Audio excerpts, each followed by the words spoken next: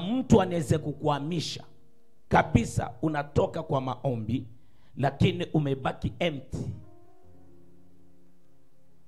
Maisha inaweza kukuhamisha kwa sababu hauna uzito. Mtu ambaye hayuko na uzito ni kipepeo. Vile maisha inampeleka ndivyo anaenda, vile watu wanampeleka ndivyo anavyoenda, kwa sababu haiko na uzito. Lakini ukikuwa na maisha ya maombi, hautatingizika. Ukisimama katika maombi, umesimama. Danieli alikuwa mmoja wao. Inatakiwa wainue sheria ya kwamba Danieli, hakuna mtu anaweza kuabudu Mungu mwingine ama kuomba Mungu yoyote isipokuwa Mungu wa mfalme kabisa, kwa sababu kuna watu walikuwa wanataka waamishe Danieli kwa imani ya Mungu wake. Kwa hiyo ukijua dhamana ya maombi, mtu atakuhamisha. Jina la Bwana lipewe sifa. Amen. Ya pili, maombi huleta nguvu. Mwombezi si mtu wa kucheza. Mwombezi ana nguvu. Mishale yote wanaokutupia haitakuweza. Silaha yote wanayoinua kinyume na maisha yako haitakuzuru. Kwa hiyo nguvu unayokuwa nayo itakupa ushindi. Ni kumaanisha kwamba mtu anayokuwa na nguvu ana uwezo ya kusukuma vitu, vizuizi, vikwazo vinavyokuwa katika njia yako. Maombi yakiingia yanaenda kufukuza hivyo vitu, kwa sababu ni nguvu ili ufike. Kwa sababu maombi yote yana matokeo. Kwa ajili ya kufikia katika matokeo, inatakiwa maombi ingie mbele. Kwa hiyo maombi huleta nguvu.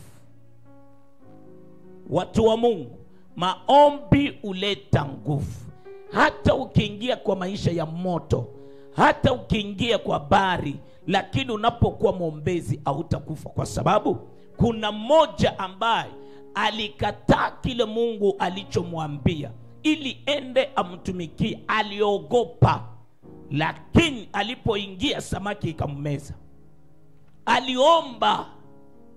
Aliomba na samaki ikamtapika ili ende atimize neno la Mungu. Kwa hiyo maombi yatasababisha vizuizi vinavyokuwa kwa maisha yako ili usifikie kusudi la Mungu. Mungu anakondolea. Jina la Bwana lipewe sifa. Amen. Kwa hiyo unapoomba, haombi ili uonekane na watu. Unaomba ili Mungu akusikie, akupe nguvu, watu waone ushindi. Kwa sababu vita vitakuwa, lakini hawatakuweza. Vita vitakuwa, hawatakuweza. Vita vitakuwa kwa familia, hawatakuweza. Vita vitakuwa kwa huduma, hawatakuweza. Vita vitakuwa kwa jirani, hawatakuweza. Vita vitakuwa kazini, hawatakuweza. Maana yake popote wanapoinua mikuki yao ili wakupiga vita, mwombezi ana nguvu. Amen. Amen. Yes, kuna mmoja pia aliyotambua kwamba huduma siwezi kuitumia na experience. Huduma ninaitumia na maombi. Ni Paulo. Paulo amefungwa, lakini alizidi kuamini Mungu wake aliyemwokoa, aliyokutana na yeye. Ndio kwa maana alipoponywa kifo cha jela ya Bari, walipofika kwa kitua, inatakiwa ende aokote kuni ili akuje waote, lakini nyoka ikamuuma.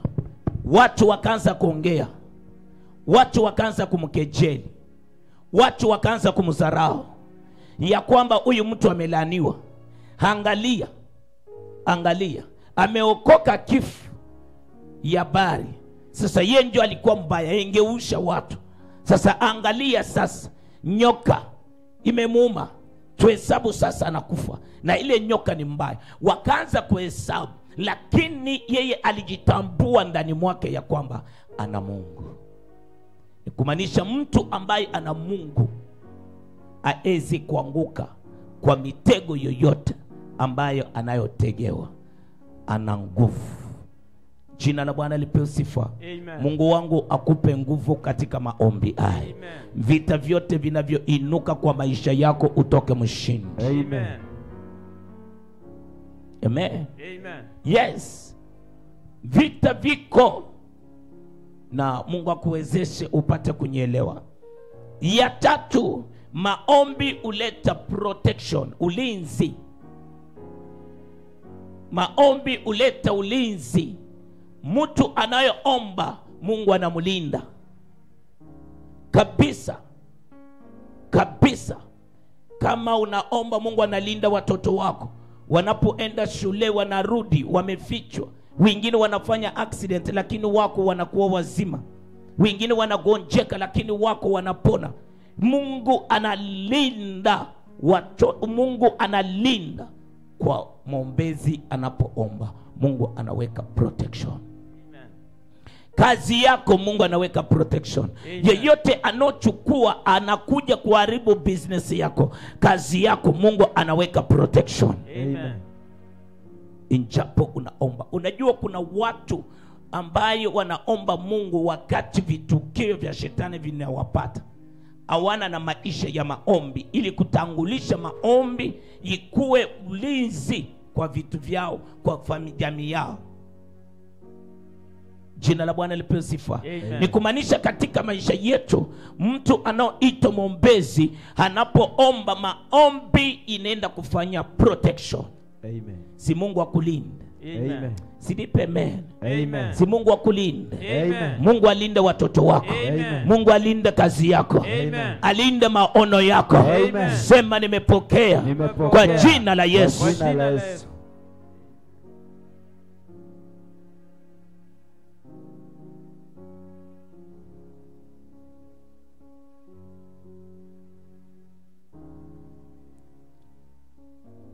Amen. Amen. Inatakiwa Mungu alinde chochote kinachokuwa mwombezi. Kwa maana unaposafiri unasema pastor uniombe. Si ni hivyo? Kwa maana unaomba, unataka kusafiri unaomba ili maombi ya kutangulie, ya kulinde. Yeyote anokuwa na macho mbaya atakuweza. Ni kumaanisha tunapoingia katika maombi utamani sana Mungu akulinde. Amen. Vipengele niweze kukupa mingi lakini takupa chache. Ile tu ninakupa ya mwisho ambayo inakupa ya 4. Maombi ni mbeko. Maombi ni mbeko. Maombi aiozaki. Injapo niku leo ni maombi ya mama yangu. Amen. Nipe amen. Amen. Injapo niku naishi leo ninasimama ninakubiri ni maombi ya mama yangu. Amen. Amen. Amen. Ule mama Mungu alimchukua lakini alimaliza kazi yake. Kwa sababu maombi kama haya alikuwa anatembea na picha yangu. Amen. Amen. Anatembea na picha yangu. Ni kumaanisha picha yangu inaweza kuwa imetembea kwa manabii, kwa mikutano, kwa wachungaji. Anaenda na lala nayo mikutano, anaenda nayo milima, anafunga, anaenda na picha yangu. Maombi aiozaki. Maombi ni mbeko, itazaa matunda. Amen. Kama unapenda watoto wako, tamani kuwaombea.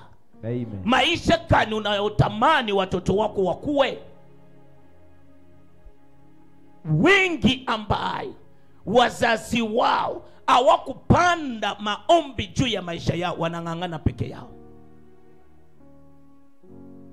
Hello. Amen. Mchukue ile mkeka ingine mkuje mtandika hapa. Chukua ile mkeka iko huko. watumishi wamekaa tu, sijui kama umefunga, wao wajua kufanya kazi ya huduma, natakiwa wahudumie. Jina la Bwana lipewe sifa. Amen. Inatakiwa ujielewe, ujua kwamba maombi yote ninayofanya yanazaa.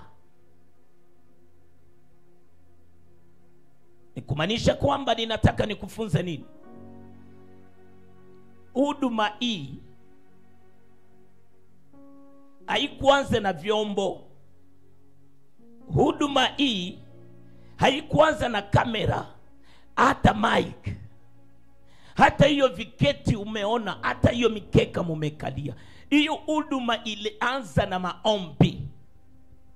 Amen. Kwa njia nyingine walikuwa wanasema kwamba kuna mali ninaenda kufanya usharati. Kwa sababu kani nilikuwa nafanya kazi yangu, nikimaliza naenda kulala mlima. Hata nimepokea wageni nimewacha kwangu, wanaoipikia wanakula, lakini mimi ninafunga kabisa. Mungu ameniwezesha, lakini wao wanakula wageni, mimi sikuli. Mungu akisema ni siku 21 nimefunga, siku 7 mgeni yote anakuja, siwezi kumuingiza mafungo kwa sababu mimi nimefunga. Inatakiwa akule, lakini mimi ninapomaliza usiku ninaenda mlima. Amen. Nilipokuwa naomba Mungu, nimeshawahi kuambia maombi haiozake. Maombi ni mbeko unayopanda utavuna. Amen. Nimepigwa mawe mlimani peke yangu usiku. Mvua imenipigia hapo usiku, kala kanyumba kana mwaga maji inaingia ndani peke yangu. Kwa hiyo hakuna mahali utalala tena kwa sababu maji imejaa.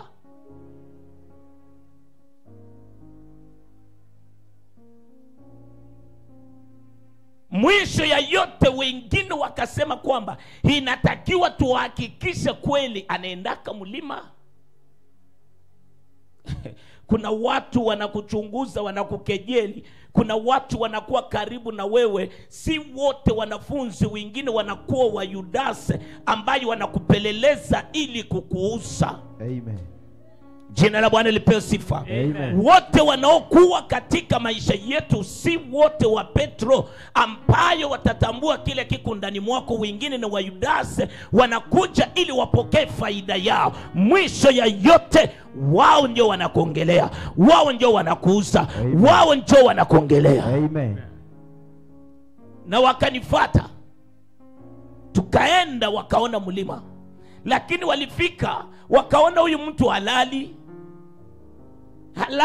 Niko kwa mawe, napanda na shuka naomba, napanda na shuka naomba. Nikumaanisha maombi yoyote tunayoomba, usipokuwa na kitu ambacho Mungu amekupa ili uombewe, ni ngumu upokee jibu.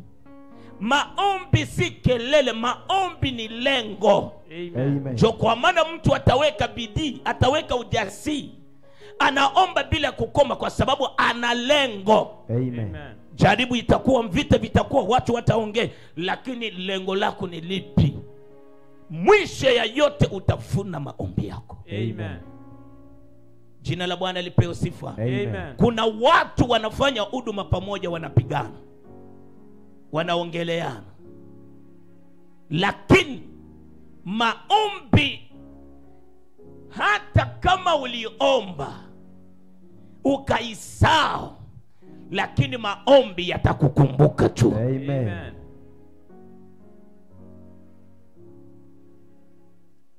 Ilipotimia jibu ya maombi, si mimi niliyotafuta, lakini maombi ilisababisha nitafutwe. Amen.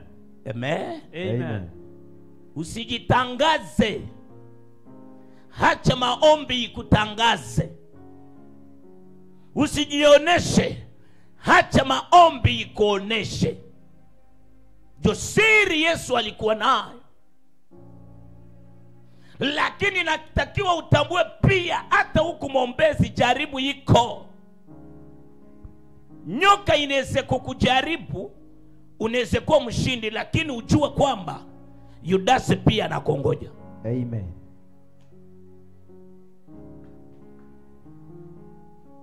Unaweza kuweza nyoka, unaweza kushinda nyoka, lakini elewa kwamba Yudasi ambaye atakuwa karibu, ambaye utaweke moyo, ambaye anajua hesabu, ambaye ni mwaminifu, lakini atakuuza. Nilipokuwa mahali hapa, nilianza kulala mahali hapa, watoto wangu wako hapo tu, kwa sababu ni katikati ya kanisa peke yangu.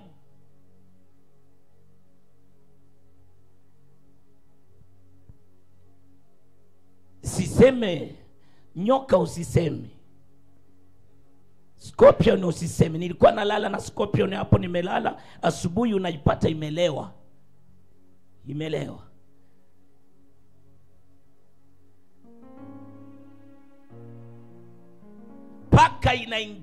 Paka inaingia inanikula kwa miguu. Sijawahi kuona paka inauma mtu.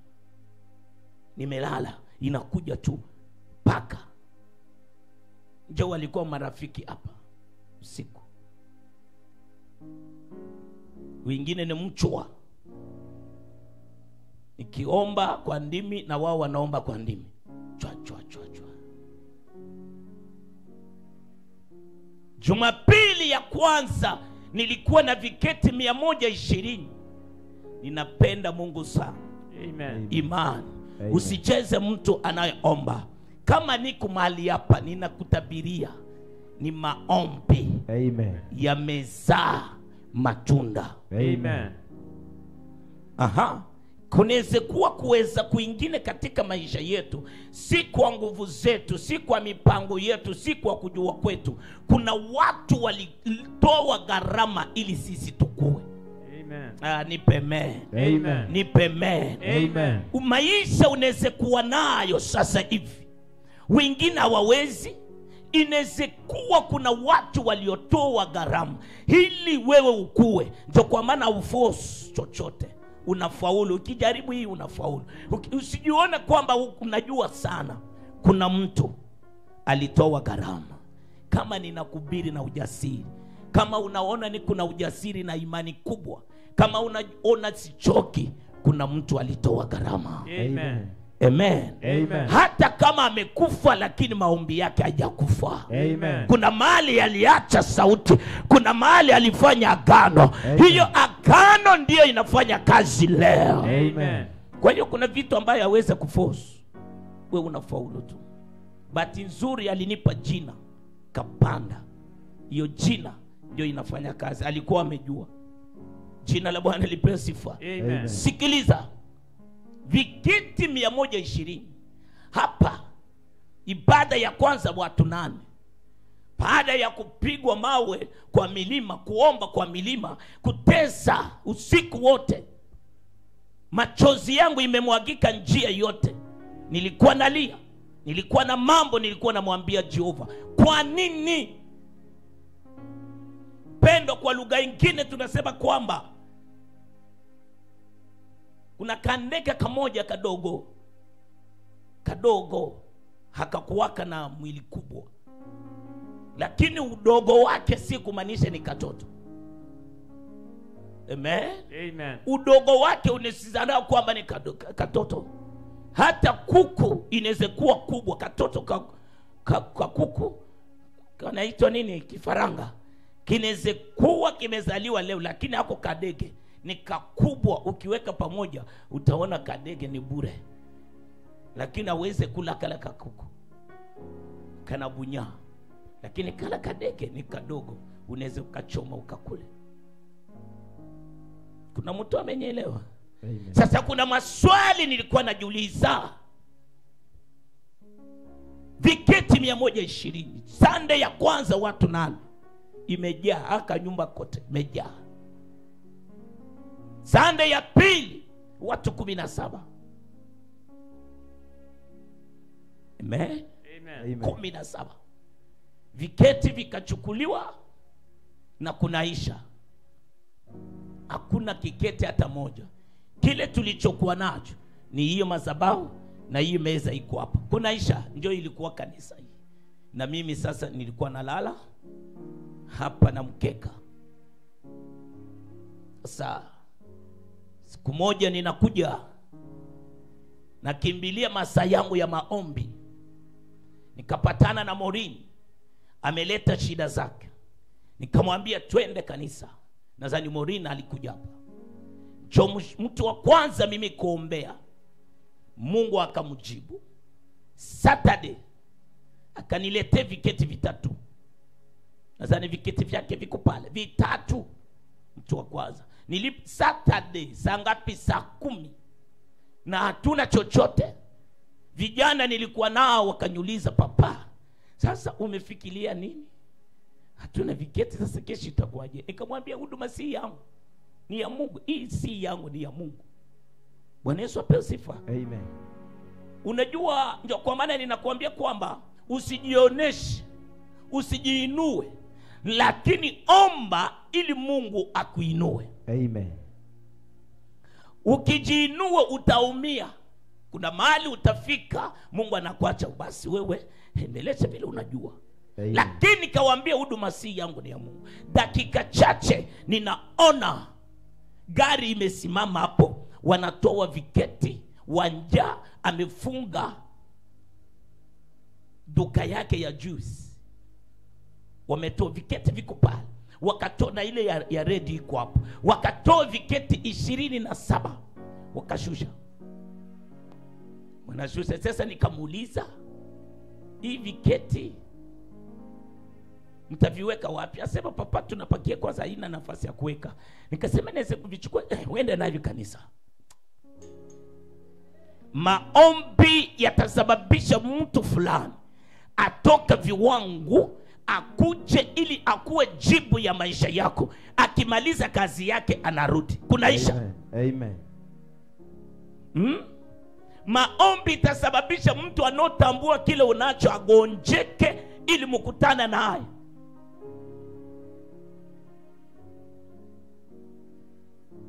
Tukachukua viketi. Auntie Susan akanyambia, pastor, nina viketi 10 ambaye ni vya chama. Unaweza kuchukua hiyo viketi, mkimaliza mvirudisha, kwa sababu watu wa chama watakuja kwangu. Nikatuma vijana, mwende mchukue viketi. Tukajaza viketi. Ile Sunday tukakuwa 20 na hatuna vyombo, hatuna nini, na tulikuwa hatuna vikundi, ni vya ombezi, ni vya uimbaji. Ni kumaanisha muimbaji yoyote atasimama kwa madhabahu akiimba, Roho Mtakatifu inashuka. Amen.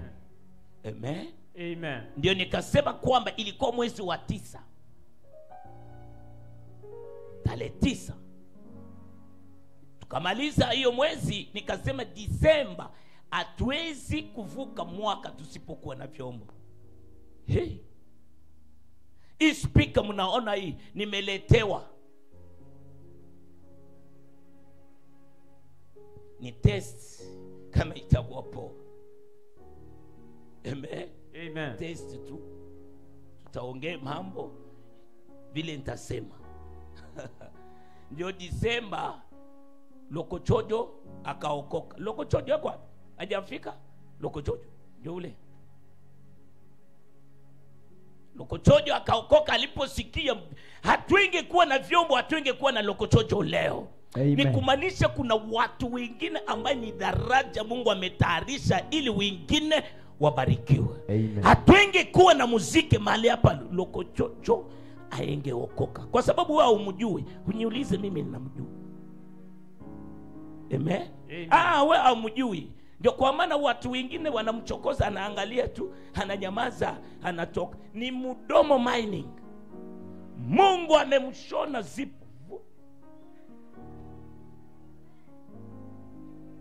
Amen. Amen. Hapa alipookoka alimaanisha 31 kuvuka mwaka 2020, akapeleka maisha yake kwa madhabahu haya. Lokochojo leo ameokoka. Lokochojo leo anafanya kazi. Lokochojo leo anamtumikia Bwana. Amen.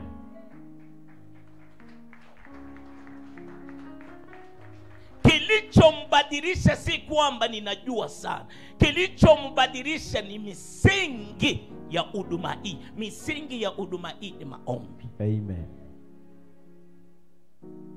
Hao wote wanaofanya huduma hapa wasipojiconnect kwa maombi, never.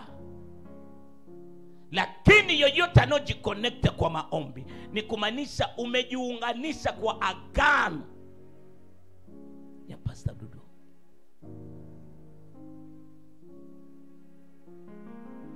Nikakuja na pikipiki, ni wai masaa ya maombi, nikaanguka hapa. Mumepata iko sawa?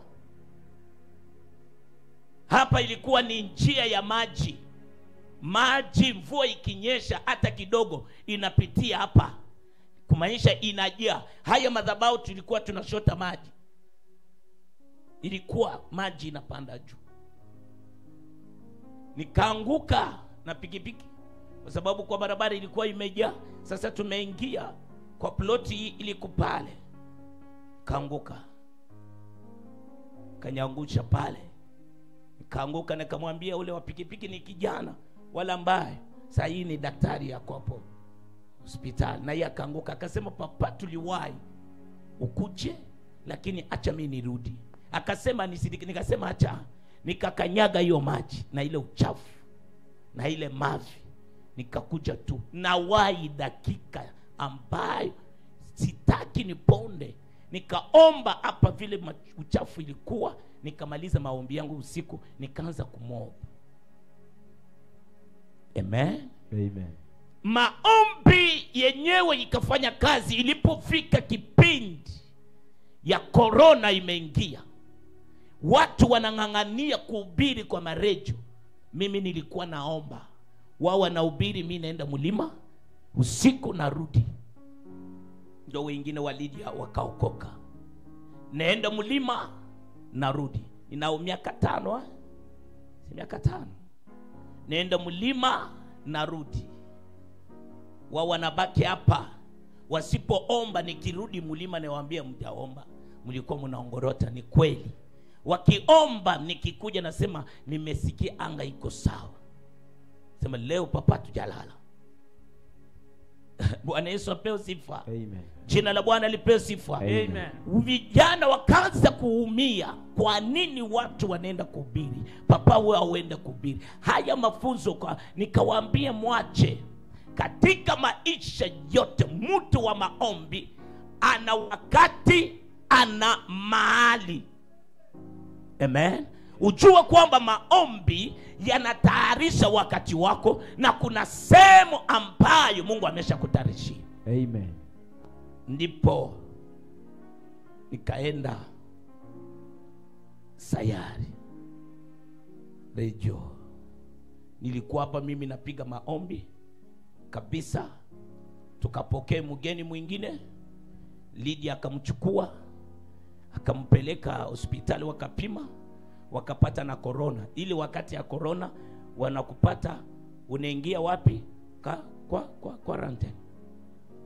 Sasa wafuate alikuwa na nani? Wafuate alikuwa na nani? Wafuate alikuwa na nani? Sasa Lydia amekuja, papa nimepigiwa simu. Hawa wadada na mtoto wake. Dada kusahau mtoto ana corona. Sasa mtoto ndio alikuwa anatembea ovyo. Hey, tuliwahamisha usiku. Nilitoa 12,000 kwa sababu kiketi inatakiwa mtu kuwa mbali. Nikawahamisha wende Nairobi kwa haraka. Usiku Lydia na mimi tukanyamaza, tusiambie watu. Hii mambo ikienda sisi wote, corona imeshanishika. Sasa mimi nilikuwa naombea na ukakija kakamsana kalikuwa tunaongea nao. Corona nimeshafanya nini? Imeshanibeba. Lakini Mungu alikuwa pamoja nami. Amen. Maumivu ya corona, chochote ya corona haikunizuru. Sikutumia dawa, haikinizuru na Mungu alinipona. Amen. Jina la Bwana lipewe sifa. Amen. Kabisa tumepimwa hapa tukapata na ugonjwa.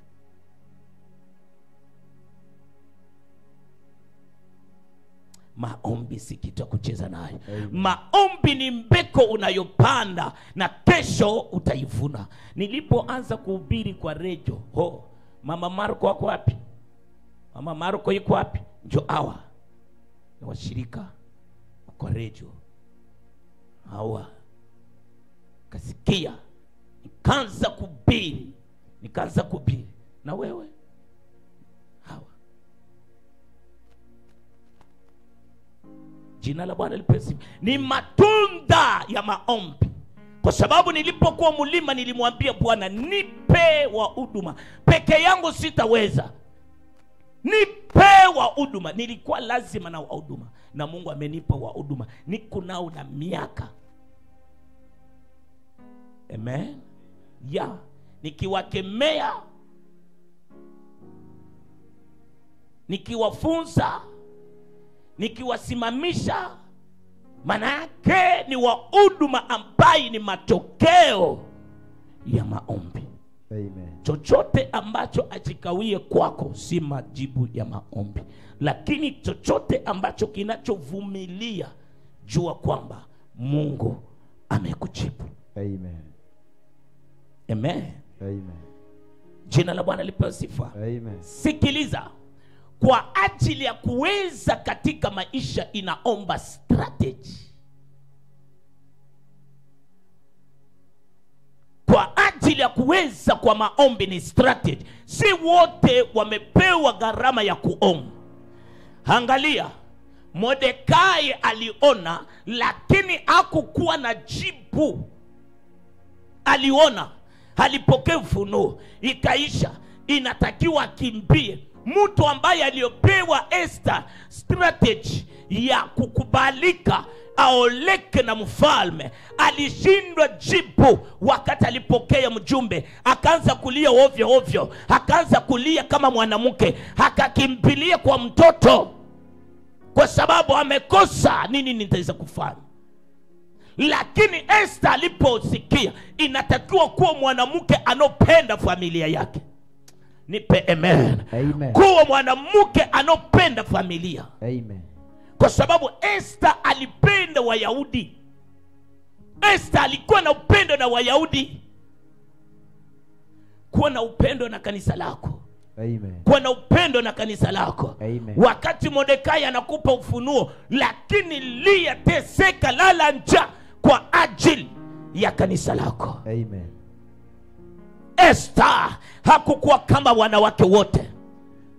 Esther hakukuwa kama Myahudi yoyote.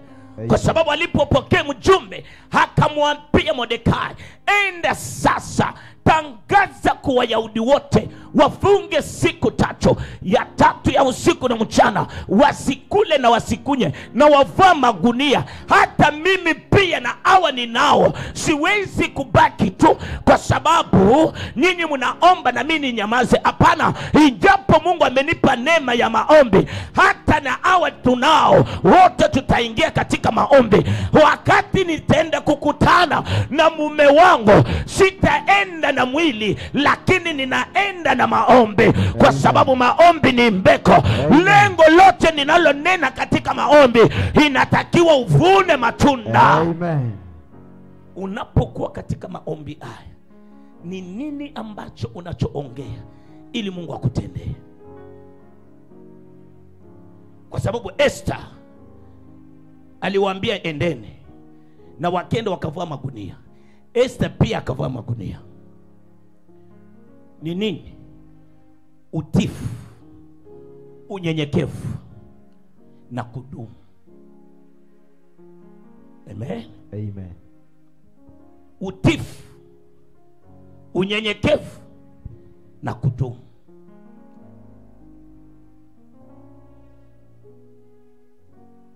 Esther akabeba mavazi ya umalikia, akatupa, akavua.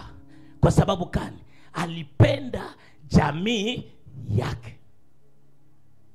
Kumaanisha kwamba ushindi wa maombi ya Uyahudi haikukuwa kwa kufunga na kukesha. Ushindi ya maombi ya Wayahudi ilikuwa kwa utifu na unyenyekevu. Ukikuwa mtifu, Mungu atakuinua. Ukikuwa mtifu, Mungu atakupa kile unachotaka. Ukikuwa mtifu, Mungu atakupa ushindi. Ukikuwa mtifu, Mungu atakupa ufunguo ya baraka zako. Inua mkono wako juu, sema Bwana Yesu. Sema Bwana Yesu, usiku wa leo ninakuhitaji. Maombi yangu ninayoleta usiku huu katika madhabahu haya yazaa matunda, yazaa matunda, yazaa matunda kwa watoto wangu, kwa kizazi chetu, yazaa matunda kwa huduma yetu, yazaa matunda kwa nchi yetu, yazaa matunda, yazaa matunda, yazaa matunda kwa jina la Yesu, kwa jina la Yesu, kwa jina la Yesu, kwa jina la Yesu, kwa jina la Yesu, kwa jina la Yesu. Holy Ghost. Usipopenda hakuna gharama. Hiyo mjumbe nitakupa Jumapili, mjumbe mzuri. Jina Bwana pewe sifa. Amen. Kwa sababu Esther alipenda, jambo la kwanza alimpenda nani? Mordekai. Kwa sababu alokuwa na upendo ndiye anakuwa na utifu. Mali hapana upendo, hapana utifu. Walwanji. Amen. Alipompenda akamtii. Akamtii. Mali pana upendo, pana unyenyekevu. Hakuna tu huyu mimi ndio nina command. Ukiona mali pana command, wana command, jua kwamba kuna watu wanavuka sheria. Lakini alikuwa na unyenyekevu. Kinachotufanya leo wa Kristo maombi yetu isimfikie Bwana, hatuna utifu, hatuna unyenyekevu na hatudumu katika maombi. Amen. Ukiomba leo kunaisha, ukienda kesho maombi imeisha. Utaomba tena wakati tutasema kwamba kanisa ina maombi, njoo unaanza kuomba. Kwa hiyo hawezi kudumu katika maombi. Na mwisho ya yote, Esther alipoenda kwa mume wake, kilichompeleka ni maombi. Kwa sababu alipokea matunda ya maombi. Wayahudi hawakukufa kwa sababu alipenda watu wao. Familia yote ambayo haina upendo ni ngumu sana. Ndiye njia kubwa shetani anatumia. Mumezaliwa tumbo moja lakini hamuna msaada. Wa kwanza kupigana vita ni wale wamezaliwa tumbo moja. Wanalaania, huyu mkubwa analani mwingine, mwingine analani mwingine. Watoto wa huyu hawakulani. Manake familia shetani ameingia, ameweka chuki kuliko kuweka upendo. Tuko hapa tunaomba. Disikani unavyoishi na familia yenu. Wewe ni Esther, unaweza kujitolea ili familia yako ikombolewe. Kwa sababu sheria imewekwa. Na sheria inapowekwa haitakuacha wewe, kwa sababu wewe ni damu.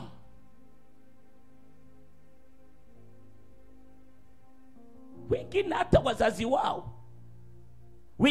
wazazi wao wanatusiana na wazazi. Acha nikwambie, mzazi wako hata ni mlemavu, hata ni mlevi, ni baba aliyokuzaa, ni mama aliyokuzaa, mheshimu, mupe nafasi yake. Amen. Amen. Kwa sababu mzazi yote hakuna sehemu yake, mtoto yote hakuna sehemu yake. Ni kila mtu ana mpaka wake. Amen. Ni wewe kuomba kwako, kutafuta Mungu, utabadilisha sheria yote ya kizazi chako. Amen. Katika maombi haya unabadilisha sheria yote ya kizazi chako. Amen. Ijapo kuna laana inayowafuata kupitia maombi yako, laana itabadilika kuwa baraka. Amen. Sema kwa jina la Yesu, Kwa jina la Yesu. nimepokea. Nimepokea. Hiyo utaenda kusoma kitabu ya Esther 4:15 hadi 17. Utaenda kusoma. Sasa sikiliza. Maombi ya kudumu yanajaribu. Maombi yote ya kudumu inajaribu. Na unapoomba bila kujaribiwa, maombi yako hayenda fasi. Furahia unapopitia jaribu. Jua kwamba una kitu ambacho watu wengine hawana nao. Unajiuliza, kwa nini mimi? Kwa nini mimi? Acha nikuambie, haujaelewa, haujijui. Wanaokujua ndio wanakufuata. Ndio kwa maana uliona Mari na Yusuf hawakujua mtoto waliokuwa naye, na wakaenda kumfunga, kumweka kwa nyama. Hawakujua. Kwa sababu chombo chochote Mungu anatumia anaweka kwa nyama. Hata Adama alikuwa na nyama.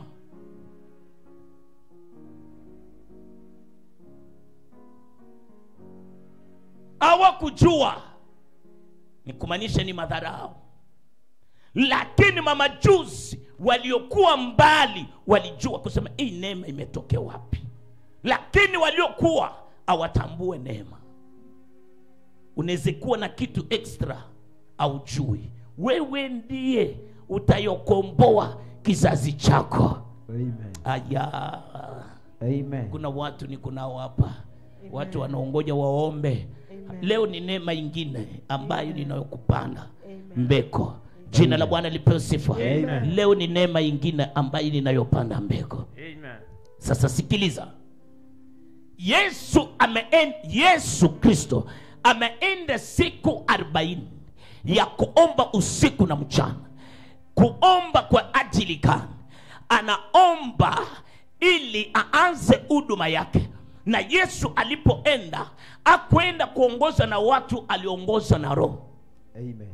Kwa sababu kuna watu wengi wanaomba sana wanapoongoza na watu. Amen. Lakini Yesu Kristo aliongoza na Roho. Amen. Baada ya siku ya mwisho, mtu wa kwanza kukutana naye ni Shetani. Amen. Na Shetani alipokutana naye akamjaribu, ya pili akamhamisha.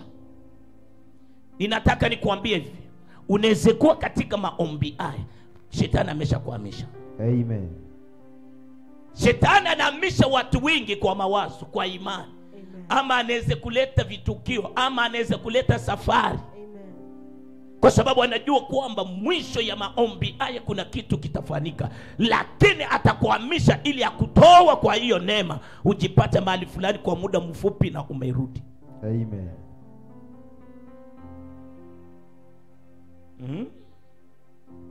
Shetani anaweza kukuhamisha. Napata habari ya matanga ya mbali. Mke ambaye anko alioa. Sasa shosho wake ndio amekufa. Sasa anko anakuambia kwamba inatakiwa wewe ndio unyakilishe. Ndio wewe ule. Ndio wewe ule. Maombi iko. Hii wiki yote imepita kwa matanga. Sema nilienda kwa matanga. Acha wafu wazikana na wafu. Mimi niko mtu aye. Acha nimuite Bwana katika hiyo ufunuo. Shetani aweze kunyamisha kuanzia siku ya kwanza hadi ninapomaliza mwisho. Kwa sababu maombi ni mbeko ninayopanda, itazaa matunda. Na haya matunda itakuwa msaada ya wingi. Amen. Haya maombi unayoomba, unapanda juu ya watoto wako. Amen. Haya maombi unayoomba unapanda juu ya mume wako. Amen. Haya maombi unayoomba unapanda juu ya mke wako. Amen. Haya maombi unayoomba unapanda juu ya kizazi chako. Amen. Haya maombi unayoomba unapanda juu ya president. Amen. Haya maombi unayoomba unapanda juu ya nchi. Amen. Kwa hiyo usizarau haya maombi. Unaomba kwa ajili ya kuharibu accident yote shetani amepanga kwa ajili ya kunyonya watu mwisho wa mwaka huu. Amen. Zaidi mwezi tunayokuwa nayo. Maombi unayoomba inaenda kuprotect uzao wako. Amen. Wengine wako kwa basa hii, wengine wako kwa simu, kwa sababu strategy ambayo Mungu, ambayo shetani ametupa, tunapenda simu kuliko vyote. Unapenda simu kuliko mume. Amseme amen. Umependa simu kuliko mume, unapenda simu kuliko Mungu, unapenda simu kuliko mke, umependa simu kuliko watoto. Nikikuuliza asubuhi ukiamka uliomba, lakini umevinya simu mara ngapi? Sasa Biblia inatuambia kwamba tusiabudu kitu mfano. Kwa hiyo tumekuja kila wakati tunaabudu simu. Mtu akisimama kwa simu hapo hivi, yeye mwenyewe anacheka. Amen. Amen. Amen. Amen. Amen. Amen. Amen. Amen. Amen. Sema kwa jina la Yesu. Kuanzia leo mitego yote ninayotegewa na ibilisi ninaibomoa kwa maono yangu, kwa maisha yangu, kwa jina la Yesu. Ninabomoa mitego yote, mitego yote kwa maombi yangu. Ninakataa, ninakataa, ninakataa kwa jina la Yesu. Amen. Amen. Kwa simu mna siri mingi, lakini kwa Mungu zero.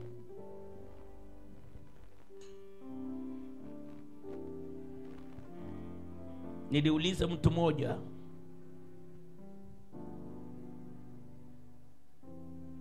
una mke ama mume unaopenda sana? Walikuwa wawili. Alisema nimempenda sana, wakasema ninampenda sana, kwa sababu walikuwa wanaongelea maisha ya wengine. Sasa nikamuuliza swali, usiongee kitu ambacho haujui. Ni kumaanisha kwamba injapo watu wako uwanjani wakiwawina, usiwadharau. Amen. Amen. Wao ndio wanajua hukumu ya mpira walikuwa wanacheza. Ni namba ngapi ambayo haikucheza vile inavyopaswa? Ndio kwa maana si wote wanaocheza hawajua kucheza, hapana. Sasa nilipomrudisha swali nikamuuliza, kwa yule mtu unayopenda sana akikusaliti,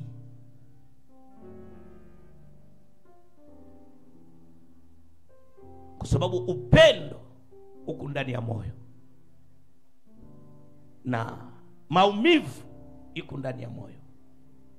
Sasa huyu mtu akikusaliti utafanya nini? Akaniambia, papa, kusaliti iko tofauti. Nikamwambia, sasa wewe huko umefanya safari, umerudi, umepata mke wako mjamzito. Akasema sasa anaenda kwao. Nikamwambia, kwa nini anaenda kwao? Si ungevumilia? Si ni mke wa mtu? Si unampenda sana? Munisikilize vizuri. Si unampenda sana? Kwa nini unamkataa? Kwa sababu amevunja agano. Si maana yake mali pango ameweka mtu mwingine. Kwa hiyo huyu mtu sitampenda, simwamini tena. Acha niwaambie, ndoa si presence. Ndoa ni uaminifu. Ninatoka kwa ndoa, tunaingia sasa Mungu na wewe, si unampenda sana? Mungu anapenda. Amen. Lakini ninapenda Mungu wetu, yeye hayuko kama vile wanadamu. Amen. Mimi Mungu aliponioa mimi, hapo ninatoa mawazo yenu. Mungu aliponioa mimi, hakuuliza mamimba niliobomoa, hakuuliza wizi nilioiba, nimetesa wazazi wangu, naiba na sukari. Hakuna mtu aliiba sukari hapa ama nyama. Amen. Amen.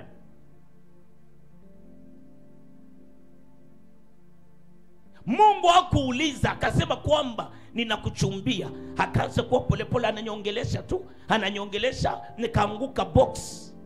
Akasema ninakutolea mali. Mungu akajua, hakuhesabu makosa yangu. Hadi leo bado ananipenda. Bado ananipenda. Bado ananipenda. Amen. Upendo wa Mungu ni tofauti na upendo wa mwanadamu. Amen. Yeye akisha kupenda, hata ukikosa, lakini ukimrejea atasema Bwana ninakusamehe, safari yangu bado. Amen. Lakini mwanadamu kwa ajili ya kuoa anakuuliza, bahati mbaya mimba uliobomoa 3, ule ameenda kuuliza ni daktari aliyokuwa anabomoa ile mimba. Anasema hapana, huyu mtu unatembea naye mimi ninamjua. Alibomoa mimba ya kwanza ilikuwa ya askari, ya pili ilikuwa daktari mwenzangu, ya 3 ilikuwa ya mheshimiwa. Sasa wewe ujiangalie, hata baskeli hauna, na ulikuwa serious ya kwamba unaoa, utamwacha kwa ajili ya kumwoa kwa sababu tabia yake hawezi. Acha nikuambie, injapo watu wengekuwa na moyo wa Mungu, hatuengekuwa wasaliti. Amen. Hatuengehesabu mabaya ya watu. Amen. Rudi nyuma, jichunguze tu, makosa ngapi wewe umefanya. Amen. Amen. Lakini huyu Yesu amekuoa, wewe ni mke wake. Amen. Amekuoa, Amen. wewe umeokoka. Amen. Umeita Mkristo. Amen. Alilipa gharama kubwa. Amen. Mali aliyolipa ni msalaba. Amen. Ili wewe usamehe. Amen. Ili wewe uheshimiwe. Amen. Akakutenganisha. Amen. Leo unaitwa wake.